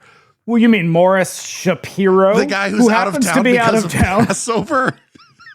Jew. Which He's a Jew. doesn't seem like a traveling holiday, but what do I know about Judaism? About as much as Dario Argento. Oh, God. Out in the hall, the girls gossip about Jennifer, who's some kind of freak because she walks in her sleep, something she is totally in control of. This school is full of people who are fucking nuts. Ladies be gossiping. Seriously. Jennifer wants out, and I don't blame her. The mad doctor was just too much. Sophie, her roommate, remarks that the doctor has more hands than the basketball team. Okay, don't like that. Not at all. Again, gross. Yeah, this is a lot like the that scene in Suspiria where she's like, Sarah with an S like snake. And it's like, what? Why are you were like 19 years old. Why are you acting like this? Oh, I know. Later on in class, a girl in a Righteous Bee Gees shirt Here she comes. This iconic queen. Asked to explain the poem on the board. That's when I texted you. I was like, next time you make new merch, that's the shirt. Mm-hmm. When I popped up, I was like, I stopped it. I took a picture and I sent it to you. And I was like, holy shit, what a shirt. And it's not just for looks. She's a huge Bee Gees fan. Doing it. Jennifer tells Sophie that she's terrified that she'll sleepwalk again and makes Sophie swear that she'll keep watch over her. You're not even going to say the fucking line? No, you say the line. When she says, I think the poet took the words right out of a Bee Gees song. Because I have a note that says, really? Enunciated. That's what you think? Enunciated precisely in that way. Bee Gees. Meanwhile, the fascist teacher busts up the chat sesh asking them to explain the poem on the board. The girls just go to pieces. What about Shakespeare? Richard Wagner? To which the girls shout, Richard Gere! And then the class just kind of falls out. This school is out of control. Yeah. Authoritarian shit, my ass. That night, Sophie... I don't know. If I look around right now, I'm just kind of like, it tracks. Donald Trump's posting videos of him taking a shit on people. Kind of makes sense. Kind of seems like a girls' school in the 70s or whatever. Yeah. That night, Sophie is watching some TV when someone outside starts flashing a light into her room to get her attention. She gets dressed and heads out. The news announcer on TV announces the murder of the girl we just saw the other night.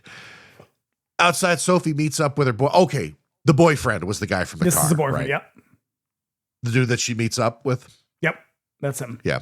And then they make out a bunch, and then he makes like a tree and leaves to join his regiment, leaving Sophie alone. He like, she's out there, I don't know, waiting for her or whatever, and he creeps up behind her, and he like clasps his hand around over her mouth. And this is a thing that happens in movies a lot, kind of in the 70s and 80s. And listen, if there are any men listening right now, I know there's some. Listen, guys, chicks love this. Do it all the time. I am a homosexual. I do not approach women in this way at all. But you do approach dudes this way. Well, one dude. I would not do this to him.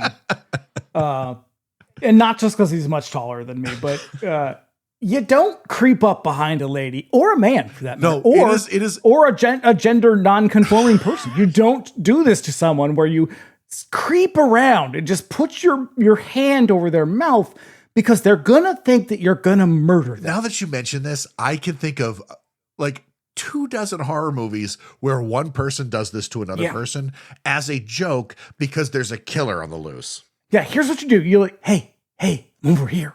I'm over here. Psst.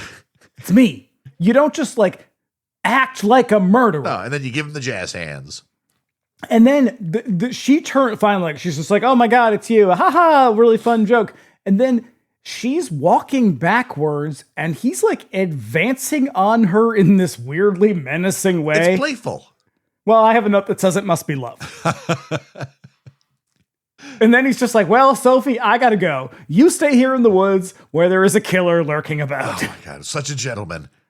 Yes. Bon chance, So as they say in the Transylvanian Alps. So we see the killer once again putting together the chrome spear as Jennifer tosses and turns in her bed. He chases Sophie through the bushes, and once again, Jennifer has this weird vision of the hallway and gets out of bed to wander around. This feels a little bit like Phantasm, like the dreams. The way that the sort of the hallway moves, and yeah. Before she can get very far, she recites the mantra that the professor gave her, and she wakes up suddenly. And then she's about to go back to bed, but she hears Sophie scream outside. So she goes out to look for her in her skimpy nightgown. Mm-hmm. And it is revealing. And it is revealing in a way I am uncomfortable She is 14. Mm-hmm. Luckily, she runs into a firefly, which leads the way to a clue, a glove stuck in a thorny bush. And then she runs back inside as it starts raining and then screams in her room. Also, Weird. The goblin theme is playing in this scene, and it fucking rules. It is so great. They could have just set the whole movie, that on a loop. Oh, it's so good. It's so good. So the next day, she takes a cable car into the city. Jennifer's VO is a letter to her father, and she explains why she screamed. She put the glove on, and when she took it off, she found maggots on her hand, which I do like that her letter opens basically, it's just like, Dear Dad, these fucking bitches. There is a bitterness to this voiceover that's great. The maggots then gave her a vision of Sophie's dead body, so she takes the glove to McGregor and asks about why there might be maggots in there. And he starts waxing poetic about souls. And my note is, hey, my dude, she's a 14-year-old girl who wandered into your house the other night. Everything you're doing is beyond inappropriate. Yeah, just call the police. Yeah. The insects in the lab are all agitated. McGregor finds it interesting. It's like Jennifer knows what's going on, but isn't saying, so she infers until she breaks it down for him. Even she's kind of amazed that the firefly heard her, so it's not like she knows what she can do. And the insects all chill out when she gets this off of her chest. McGregor, a scientist, a man of science, explains that insects are all kind of psychic, you see. Okay, a man of science, maybe. He also lives with a monkey. A dangerous one at that. But he's trained with a laser. Science. Yeah. Mm-hmm. Till it rips his face off. And then he gives her a book about insect communication, and she goes back to school where the girls are all real shitty to her. Yeah, one girl sticks her tongue out at her, and I was like, is this what passes for bullying in communist Transylvania? Yeah, this is fascist Swiss Transylvania. But then they steal her mail, and they're reading it aloud for everyone. I have a note that says this school sucks. Yep. Then one of the girls sprays her with a fire extinguisher. Bitch, that is not water in there. You just sprayed her with toxic chemicals. Yeah, they're all up in her shit, reading her letters to her father, and her headmistress is like, you're all my spies now. I want to know everything she does. It's weird, this woman, because she, that just sounded very Russian. It's weird, this woman. She's like she doesn't play much of a role in the movie. No, other than she vanishes. They kind of set her up to be a villain. Yeah, but they're like, there's also this lady. She's a bitch. Don't get attached. Right. Like, she's just here to be an asshole. That's her entire role in this movie. So yeah, she wrote to her dad to tell him that she's psychic and can talk to insects. And then Jennifer... And they all laugh at her until they learn to regret it. Jennifer busts in and is like, what the fuck, y'all? And the rest of the girls in the school, all of them, gang up and fuck with her about the insect thing. What a nightmare. Mm-hmm. So now she freaks out, breaks free of the group, stands back, and then the room lights up and gets real windy somehow. This part is not as weird as the cat food thing, but it's real fucking strange. It is. The school is suddenly set upon by a massive swarm of flies, which shuts the nasty girls up real quick, and then she collapses. She looks around and she's like, I love you all. I love all of you, or something like that. I don't know if she's talking to the bugs or the girls. Okay, I think she's supposed to be talking to the bugs. Yeah. Which is, it's really strange though, because they're just being nasty to her and reading her mail and shit and laughing at her and spraying her with toxic chemicals. Just typical kid stuff. Yeah. And then she's just like, don't worry, I love you all. And it's like, what what are you talking about? And then she collapses like she's in a 5th grade play. I kind of wondered if the windy hair thing in this scene when she's doing psychic stuff, if he lifted that from Firestarter. Oh, I was going Carrie, but I think you're right. I think it's Firestarter. Yeah. So the headmistress then tells her goon that she's having Jennifer sent to a fucking mental hospital. Yeah. And she thinks that Jennifer's asleep, but she hears it all. And when the goon sits down for some hot knitting action, she falls asleep.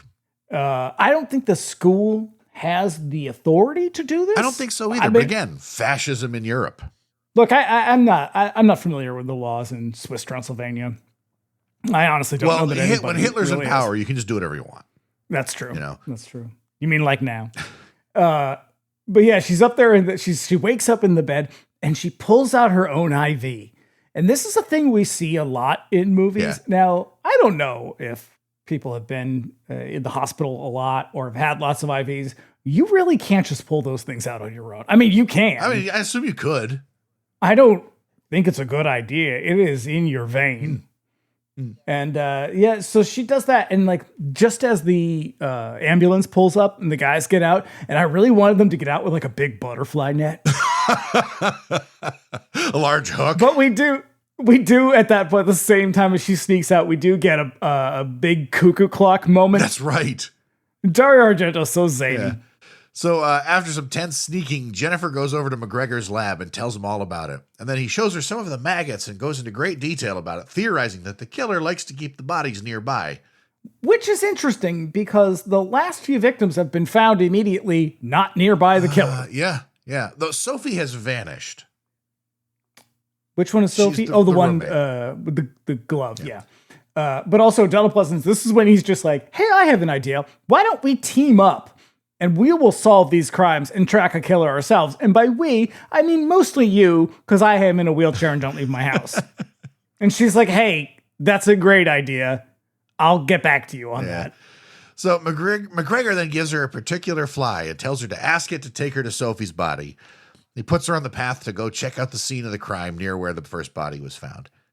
Right. Not only should they not be investigating crimes on their own, or at all, arguably, he sends her off on her own. Oh, sure. I mean, she's probably better off doing it because, again, it's a giallo, sort of, and the cops, the police, they're blundering in the dark. Yeah, with a tracking fly? Yep.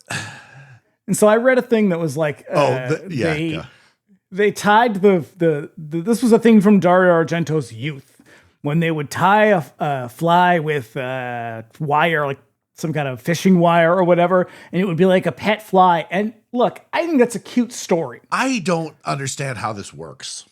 I don't think it's possible.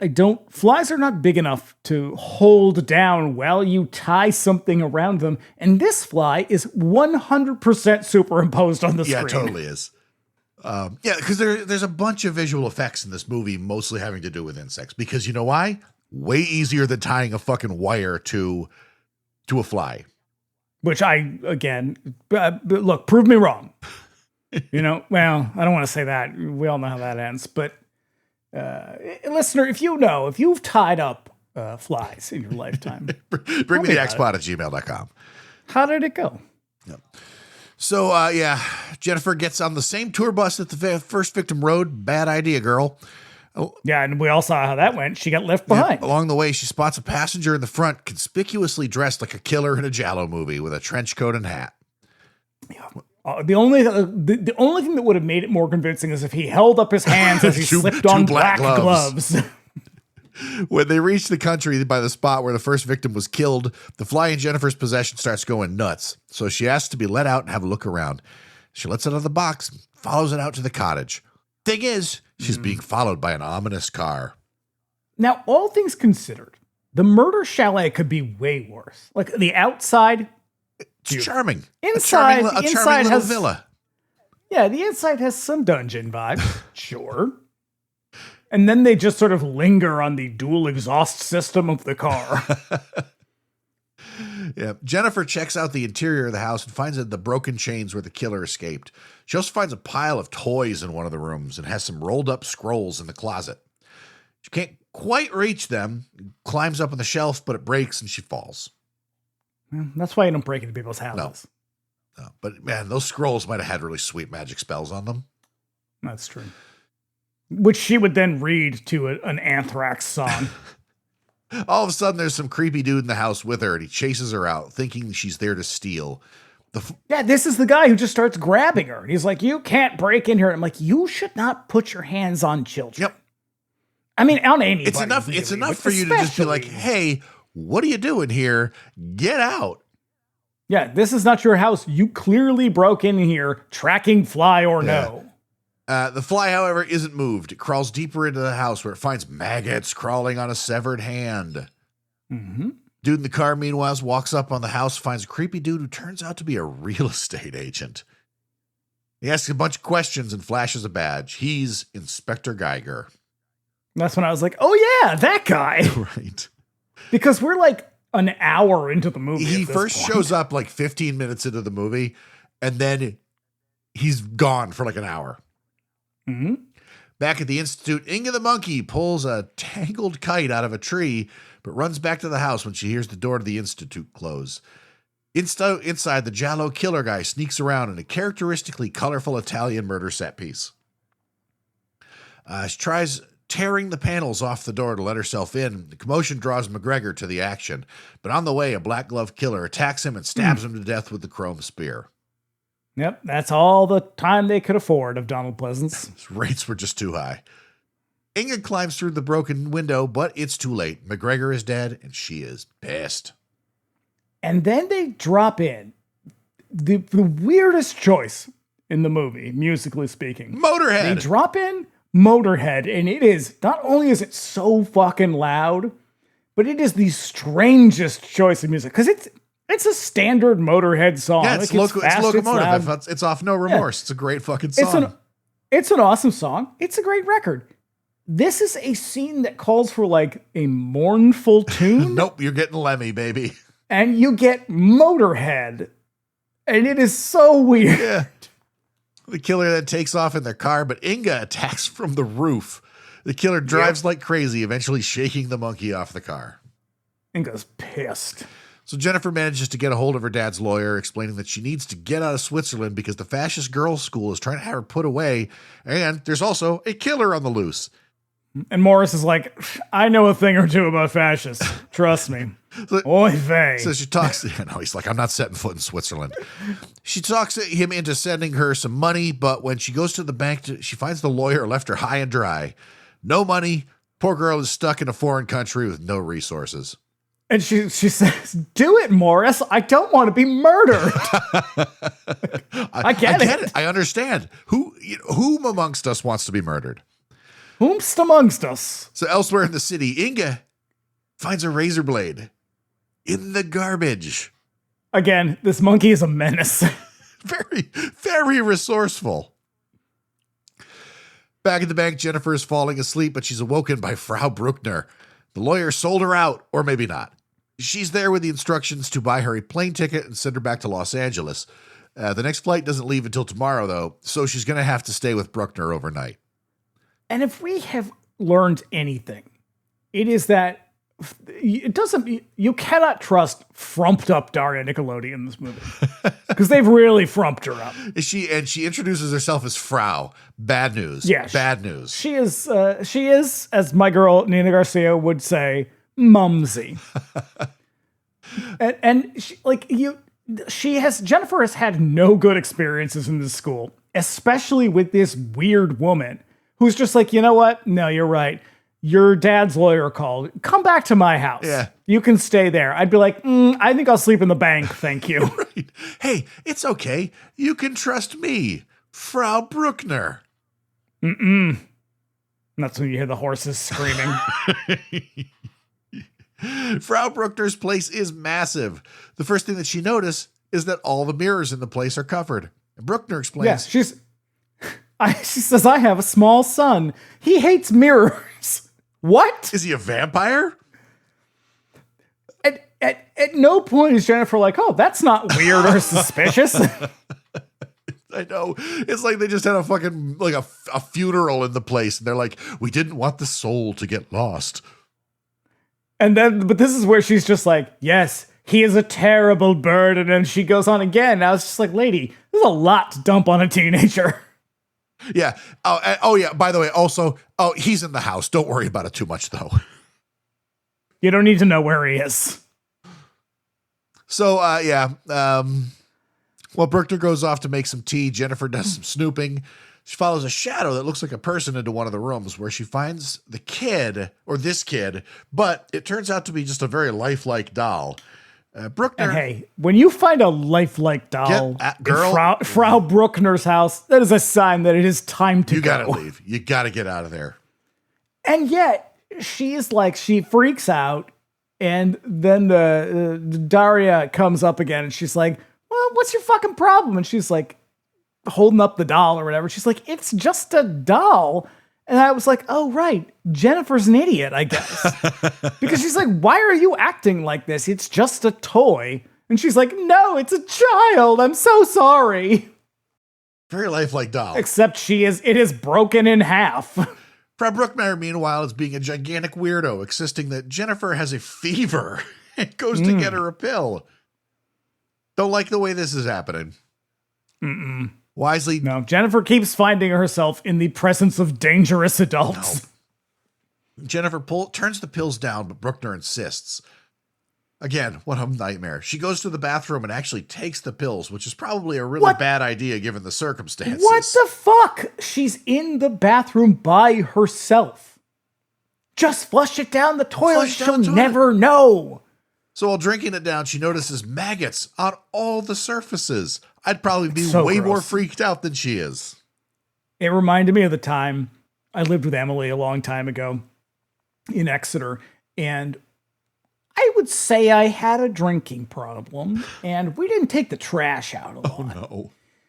And one time I remember there was like a pizza box, and I opened it, and there were maggots on the pizza, and I was so thoroughly horrified and ashamed of myself that I have always since then been extremely clean in my living space, but I am absolutely horrified by maggots. The only time I've ever seen them up close, and it was so fucking gross. They're vile.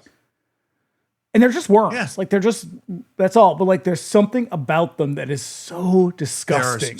Because there's always so many of them. You know? That's a real shame. That was a shameful story I just told. Do you want me to leave it in? Sure. Okay. Get a hold of yourselves, everybody. You don't have to live like me. Please don't tell anybody I live like this. Suddenly very sick, Jennifer struggles. In my defense, this was 20 years ago. It was a rough period. More than that, I think. Jennifer struggles in the bathroom trying to throw up the pill while Bruckner tries to break in. Once she does, Jennifer runs out. We get like a weird moment though where she's looking at the pill and in her head she keeps hearing poison. It's kind of like when you hear like witch, she's a witch. Oh yeah. In Suspiria, we're like, who's talking right now? Claudio Simonetti. Mm-hmm. So yeah, once she does, Jennifer runs out, tries to call for help. But Bruckner bonks her over the head, hanging up, and proceeds to lock the place up. She freaks out. And she's like, how dare you behave like this? These people have very strange standards for behavior. Yeah. In her defense, Frau Bruckner is crazy. She is. She is deeply unwell. She's going to explain her motives for everything in a moment, and I couldn't possibly tell you what the motive actually is. Oh, and it is the most legit exposition dump ever. Yep. So now Geiger arrives and he pokes around outside while Bruckner activates some crazy shutters on the house that just lock the whole place down. Mm-hmm. She goes out and talks to Geiger, and they talk about the time she worked at the mental hospital and was attacked by one of the patients. Also, she used to live in that little murder house out in the cottage in Zurich. You know, the one that had the chained up boy in it. Why does she? So she clearly has two homes. I mean, great, good for her. She's a woman of privilege. Seriously, but why would she bring the child, the murder baby, back and forth? Because she can't leave him alone. Okay, just like I'm going to go out to the chalet for the weekend or whatever. Yeah, she wants to go up, get a little of that Swiss Transylvanian air coming off the mountains. Cave systems are cool. Yeah, got to bring the boy with you. So Jennifer wakes up in the locked room, finds maggots just all over the place. This is also where we get the second use of Flash of the Blade. Yes, that's right. She also hears a scream outside. So she tries to get out, but finds the whole room locked and shuttered. There's no way out, it seems, except for the transom over the door. And thankfully, for some reason, there is a very long pole in this room. The telescopic pole is awesome. She uses the pole to try to call for help on the phone, but it just knocks it over on the floor. And when she hears the scream not again... just onto the floor, off of the table and down some weird hole to hell. Oh, yeah. Well, that's after she tries to grab it, she like gets it and like starts to hook the thing up. Now my question is, why doesn't Jennifer just climb through the fucking transom and use the phone like a normal person? Look, Jennifer, we have clearly established she's an idiot. She thought the dummy was a real child. Yeah. So yeah, Bruckner returns. She climbs down into the hole to hide and finds a cave system under there. Somehow, the phone has been dragged down to the end of its cable. She tries to make a call, but is suddenly grabbed by a bloody figure and dragged into another chamber under the house. Mm-hmm. It's Geiger, but she doesn't know this. They struggle, and she falls back into a horrible pit of water, maggots, and human remains. This is like when she got in the car, and she's freaking out. And they're like, we're trying to help you. And then they kick her out of the car, and she rolls down the hill. This is another moment where he's like, hey, shut up and just listen to me. It's me, Inspectore, whatever the fuck his name is. And then she doesn't, and then she falls backwards. And I'm like, you know what? Fine. Sludge pit for you, Jennifer. This is what you get for being so uncooperative. Yeah. Bruckner comes in laughing like a maniac while Geiger struggles to escape. He then breaks his thumb and escapes the chains. That old trick. And he does it just sort of like whacking his thumb like 3 times. Yeah. He's a very fragile man. He grabs Bruckner and attacks while Jennifer tries to climb out of the pit. It looks like she's on easy street when the pipe she's climbing breaks off and hoses her down with water. At the very least, she can get the maggots off and all that putrescence. Mm-hmm. Jennifer climbs out just as Geiger is finishing off Bruckner. She escapes into the house and finds a room with a crying child in the corner. He tells her to go away, but she tries to calm him down. And when she approaches, she turns him around, revealing Bruckner's mutant child. And I'm going to say, so first of all, this is the 80s when ableism was super cool. Oh, so in. This mask is creepy as fuck. I think it's because the eyelashes look like stitches. That and his fucking mouth is like a mandible. Yeah, it's real gross. Yeah, his name is Patau. And it's inspired by Patau syndrome, which is a pretty horrific condition, which causes significant physical deformity, such as the way as this kid looks. It's pretty much 100% fatal, and something like 90% of children born with it die within the first month of life. I'm really glad I don't have that. I looked it up, and I kind of wish that I hadn't. It's pretty awful. Jennifer runs away down to the edge of the lake and climbs into a boat. She fires up the engine to get away, but the mutant kid runs up and climbs in with the spear and attacks, piercing the gas. Once again, before he even gets into the boat, Jennifer seems she has experienced something deeply traumatic, and she's just a little unfazed. She's chilly. Chilly is about as bad as it gets. She has this weird smile on her face, like she's just like, whew, thank God that's over. Right. But then she screams and a huge cloud of flies descends on the boat, swarming the mutant kid who flops into the water. Do you think they're doing a Friday the 13th thing here? I think they are, actually. Okay.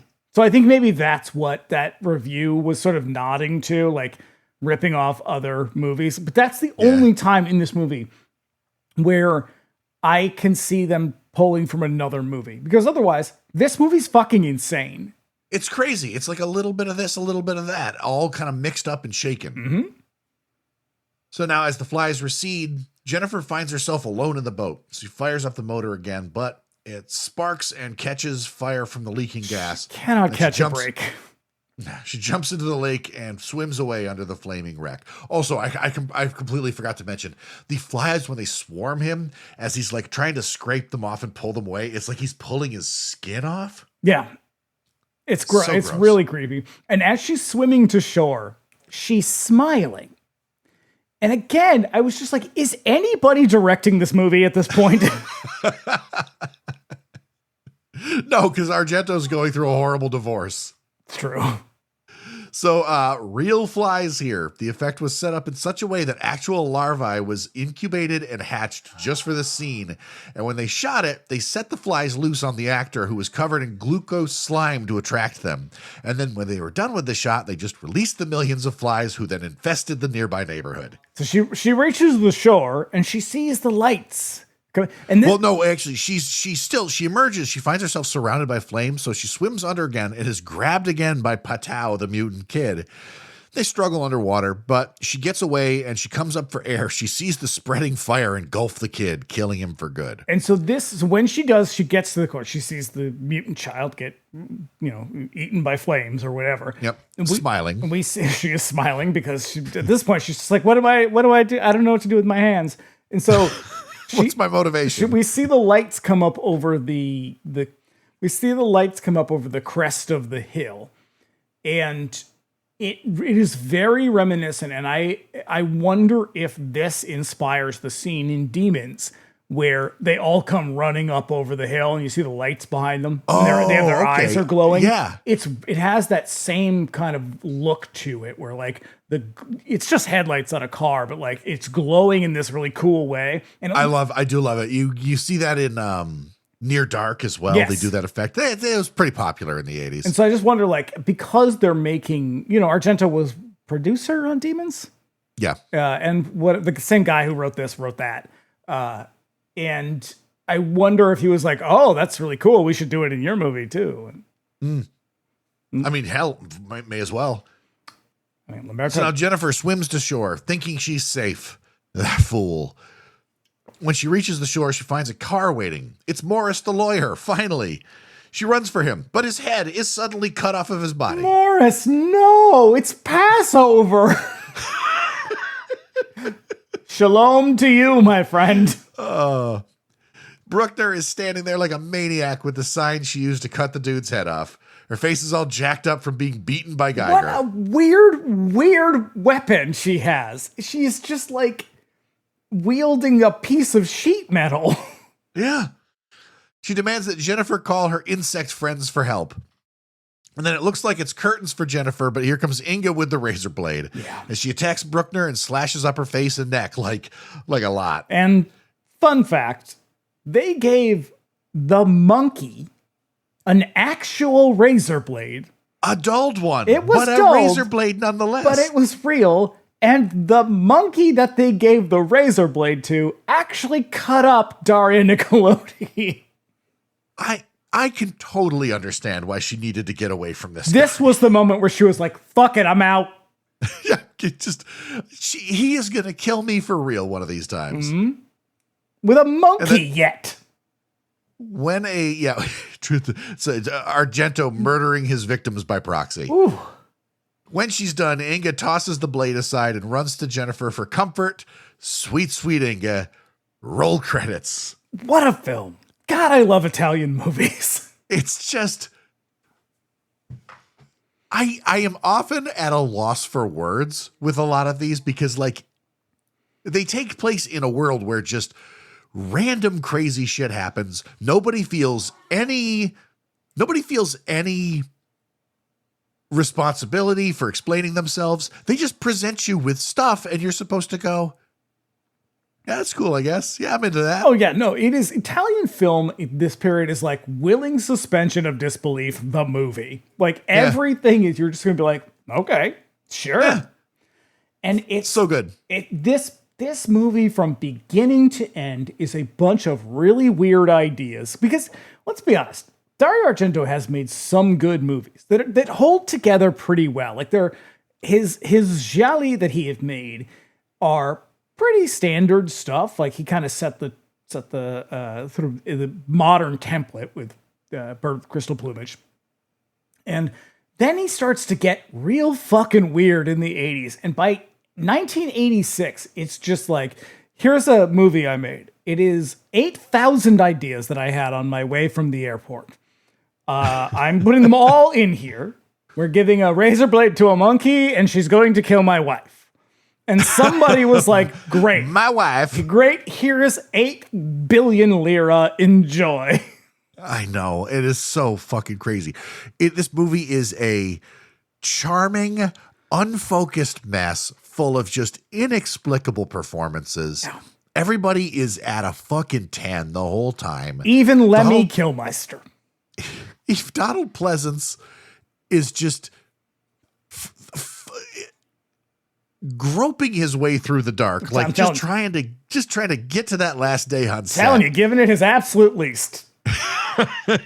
He's such a weird film. Now, does this movie still hold up? No, it's extremely misogynistic. It's a little bit creepy in its depiction of young women, and it's just nuts. Yeah. But if you like Italian movies, I think the way that it films Jennifer Connelly is probably its most troubling aspect because she's a fucking teenager, and not just a teenager, she's a young teenager. Yeah. And when you consider like his daughter is also in this movie, it's like it's a little icky. But Argento's got real boundary problems too, considering that he has filmed his own daughter Asia nude. Yeah, when she was like 16 or something. And like, I mean, some of this is cultural, like it's just Italian, it's a little bit more permissive culture. But I still think the movie is like, it's got some unintended yuck factor going on. Yeah. But if you like Italian horror, this one is just charmingly weird. It is very much a product of its time. If you are not well versed in Italian movies, this will probably come across to you much like the IMDb reviewer up top. It's an assault on the senses. Like, this is definitely one you have to be. This is not beginner's material for Italian horror. Because it's not even like a lot of Italian horror, like the harder stuff is just gore. Yeah. This is not that. This is weird stuff. Yeah. Like he kind of skipped over the gore and was like, no, we're going very strange. Yeah. And I love it. I love it too. I love it. This movie is very, very entertaining. It's funny and strange. So, Brittany, I hope that you I hope we lived up to the expectation. And I hope that we can be there for you for years to come. Mm-hmm. All right. So that's it. That's the Halloween Hootenanny for this year. I think it was all right. I think we did okay. That's pretty good. I got some ideas for next year. A listener suggested Halloween 4 for next year. Okay. We're running out of we're out of good Halloween movies. Yeah, because there's 2 of them. Look, I'm not doing Halloween 4. We're doing the one where fucking Tyra Banks gets killed with an espresso machine. That's the one we're doing. Halloween 4 is worth a look, I think. But we'll have to. We haven't put next year's together yet. I don't think we've scheduled that far. There's 1. I put 1 in there. Okay. But that said, where are we off to next? Well, as you said, 99-cent rental will return on Monday with Don Coscarelli's kind of wacky sword and sandal fantasy, I guess. Beastmaster. He can command the beasts, you see. He's got a ring that watches while he sleeps. Mm-hmm. And this here Bring Me the Axe will be back in 2 weeks with the first of 2 melodramatic film adaptations of Dark Shadows. We're only doing one of them. There are 2 of them. There's 2 of them, but we're only doing the one. The House of Dark Shadows. And that is the movie that, what's his name? Dan Curtis decided, he was like, I finally get my chance to make Dark Shadows the way I wanted it. Real dark and sexy. And it's real fucking weird. I remember the first time I watched it, it was way more violent than I was expecting it to be. Yes. It is surprisingly violent. The other movie, I can't remember. I think it's, okay, this is House of Dark Shadows. What's the other one? Night of Dark Shadows, something like that. Night of Dark Shadows? Something like that. But that one's even weirder. Yeah. Yeah. All right, well. It'd be good. It'd be fun. Or I hope so. It could be a fucking dud for all I know. It's been a while since I've seen it. You get a chance to really go off on Dark Shadows. Yes, you all get to see what you've seen literally every episode of Dark Shadows. I have indeed. Several times. Yes, I have. God damn. All right. Well, that's going to be fun because I'm glad that you'll be there to sort of hold my hand through it because I know the fucking bare minimum about Dark Shadows. I'm going to get into the lore. Trust me. Dark Shadows ending explained. All right. So we'll see you next week when the 99-cent rental returns with Beastmaster. And then in 2, Barnabas Collins terrorizes everybody in House of Dark Shadows.